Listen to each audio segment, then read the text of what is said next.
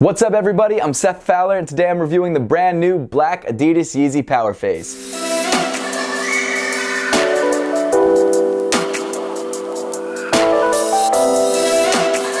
Thank you all so much for tuning in today. Make sure to subscribe if you haven't yet and want to see more reviews just like this one. Also make sure to give me a follow on Instagram and on Twitter at @RealSethFowler. But with all of that out of the way, let's get into it. Since 2015, Kanye has been releasing sneakers with Adidas, but over the last year or so, Kanye has repurposed one of Adidas' old workout sneakers, the Powerphase. The Powerphase has drawn some heavy inspiration from some of Reebok's old sneakers. However, with Kanye's name and the Calabasas branding gracing the sneaker, the shoe is sold out worldwide. Before we get into the sneakers themselves, let's take a quick look at the box. Unlike any of Kanye's other Yeezy sneakers, the Powerphases come in an Adidas Originals box. Not that classic natural cardboard box that you get on the 350s or 700s. So honestly, the Powerphase box is really nothing special. It's just a standard blue Adidas Originals box. You've got your white 3-stripes branding, your semi-gloss blue printing, and on the front of the box you've got your size tag and the Yeezy Powerphase branding. I guess it kind of makes sense that the Powerphases are in just sort of a standard blue box because they aren't really an original sneaker, like the 350s and 750s, etc. But to be honest, I know it's all hype, but I wouldn't have minded that brown box. So without further ado, here it is, the Adidas Yeezy Powerphase in black.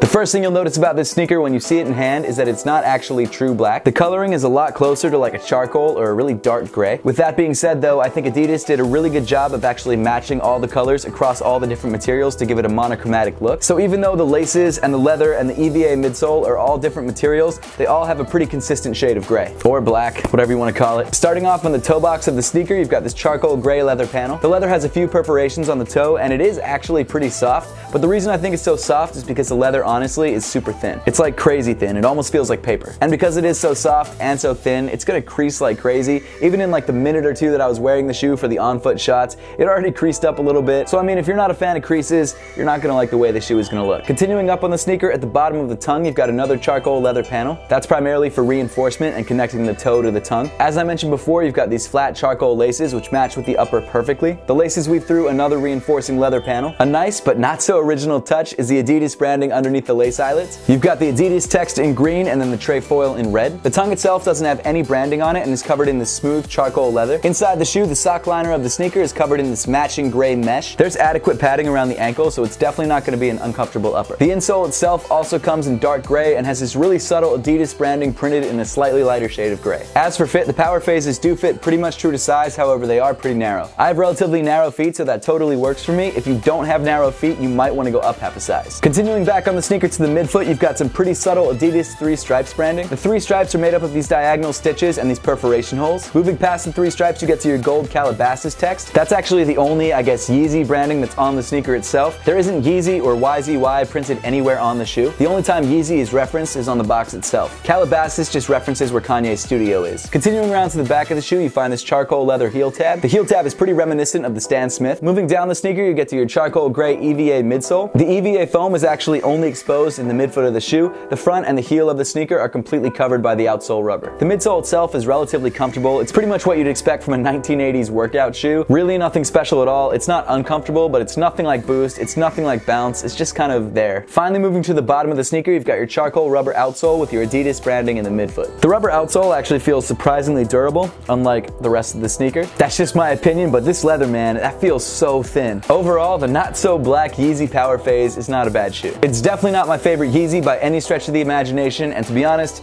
is it really even a Yeezy? The silhouette is classic and retro and pretty clean. I think out of the 3 colorways, the original cream colorway was my favorite, this being maybe my least favorite. And I mean, honestly, durability issues aside, for 120 bucks, it's not a bad shoe. It's easy to style, and if you really want a Yeezy and haven't been able to pick up any of the other Yeezys that have dropped, it's not a bad option. Now that we've got the review out of the way, let's throw these guys on feet and see how they look.